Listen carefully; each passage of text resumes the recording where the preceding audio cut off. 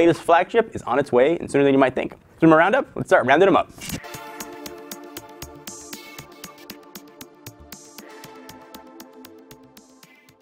So before I get to the rumors, we're trying something new here in the office. If you guys don't know, we are moving into a new office sometime at the end of next month. We'll have a full studio. We're sort of trying one of our early studio sets here. In the new studio, you're not going to have a white wall behind me. There'll be stuff going on back there. We just want to see how it looks, get some early feedback on it. We're going to experiment with some new things before our move. In case you're wondering why it's all super white and sterile, it's because we're just trying something new. So the first thing I want to talk about is the iPhone 6. I've left it alone and random for a little while, but it's time to bring that sucker back. So Apple has slowly increased storage capacity of its iPhones, but it is yet to surpass anything more than 64 gigabytes of storage. It looks like, though, that might change very, very soon. If you believe a set of iPhone 6 schematics leaked on the ever-reliable Chinese social network Weibo, they hint that Apple is going to offer a Big Daddy variant at 128 gigabytes, which is a lot of cat videos. The leaked schematics apparently show how Apple is sourcing storage units for the iPhone 6, and it looks like Toshiba is taking care of the 128 gigabyte modules on its own, while a small handful of companies are pitching in to provide 16 gigabyte and 64 gigabyte units.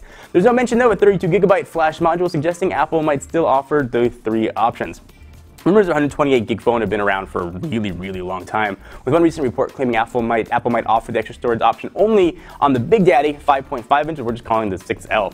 Pretty sure, though, Apple won't let you add extra storage on your own anytime soon, so it's pretty important that Apple offers as much storage as possible right out of the box. I'm hoping for much, much more storage on the cheap side, but it's Apple, so probably not going to happen anytime soon. As a fun side note, when Apple first launched the iPhone in 2007, they bought the entire supply chain of solid-state storage from Samsung, oddly enough. Essentially, they monopolized solid-state storage for the better part of 2 years, which is why it took competitors so long to get sort of phones with larger storage out. In case you were wondering, it also kept the price down for Apple on the solid-state drives, but kept the prices up for anybody else who wants solid-state drives during the course of that year to 18 months. Fun bit of economic history. So from Apple, let's go to Nintendo, which is a transition I don't think that I've ever made. It looks like some files found within the Mario Kart data suggest that gamers are in store for DLC in the near future, and I'm not just talking about the silly Mercedes carts that are coming. So it all started with a thread on the appropriately named MarioKartWii.com posted by a user named Morton, which is also my favorite character in Mario Kart. I like him because he goes, ah, ah, ah. That included this image you were seeing right here. And hey, those cups don't look familiar. Are they just placeholders, misreading information? I don't know, but it's looking like we're going to get those ghost cup, weird shaped cup, and other cups coming very, very, very soon, which will be awesome.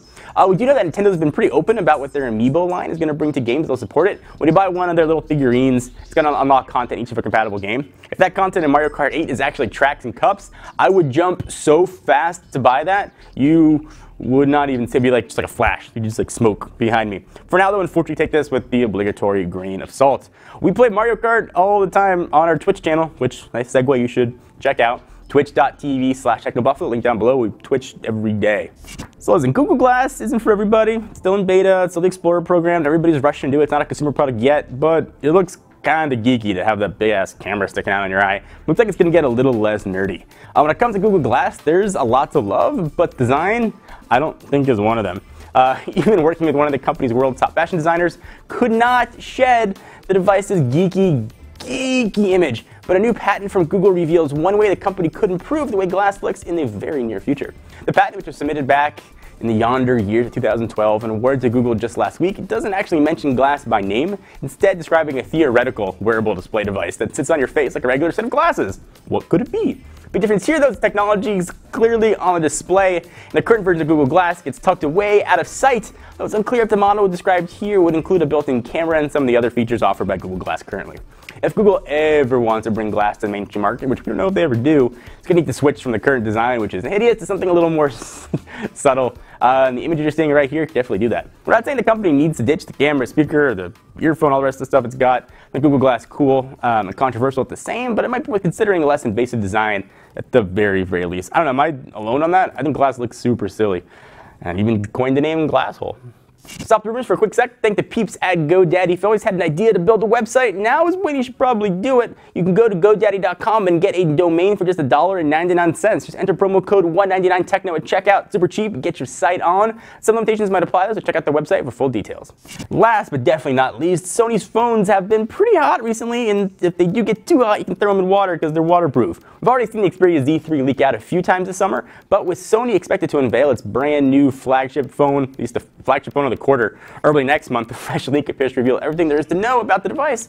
Upcoming smartphone recently passed through TENA, T-E-N-N-A, which is basically China's FCC, revealing most of the Z3's hardware along with a few sexy photos of the guy, or gal.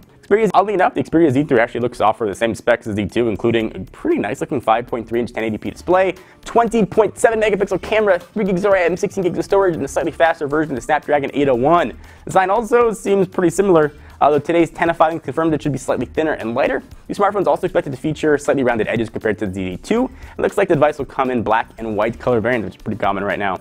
We're still waiting though for official announcement from Sony confirming the Z3, although that probably won't happen until next month at IFA, which of course we will be there covering everything about. So check out the site for full coverage on that sucker. Although personally, it's going to be hard for me to ever go back to Android device that's not running Cyanogen, at least one I can't put Cyanogen on.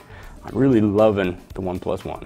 Thank you guys for watching the episode of Rumor Roundup. Hope you enjoyed. Hope you like our all-white set. It'll get colorful in the back, I promise you guys. Leave comments on it. I'd love to hear your thoughts. Until next time, I'm John Render from TechnoBuffalo. Of course, check us out at technobuffalo.com. I'll see you guys next video. Bye-bye. Thank you guys for watching. Hope you enjoyed. We love making these videos. I hope you like watching them as much as we do making them. If you want to check out more about TechnoBuffalo has to offer, hit the big subscribe button, and you'll be up to date on whatever's coming next.